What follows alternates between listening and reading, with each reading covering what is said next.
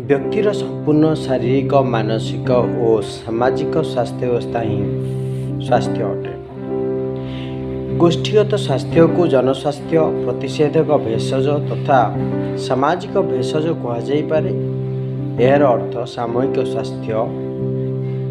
गोष्ठीर स्वास्थ्य अतुट रहिले गोष्ठी अंतर्भुक्त प्रत्येक व्यक्तिर स्वास्थ्य अतुट रहिबार संभावना यथेष्ट अधिक हेबो। प्रत्येक व्यक्तिर सामाजिक अर्थनैतिक उन्नति पई निजर स्वास्थ्य हेउची मुख्य संबल। तेणु प्रत्येक व्यक्ति स्वास्थ्य रक्षार नियम मान्य पालन करने आवश्यक। निर्दिष्ट रोग कबलरू मुक्त हेबा पई व्यक्तिगत चेष्टा आवश्यक। रोग न हेबा पई प्रतिषेधक व्यवस्था मान ग्रहण करने उचित। व्यक्तिगत उद्यम और गोष्ठीगत उद्यमर मिलित प्रभाव रे उत्तम स्वास्थ्य रक्षा संभव हो पारिबो।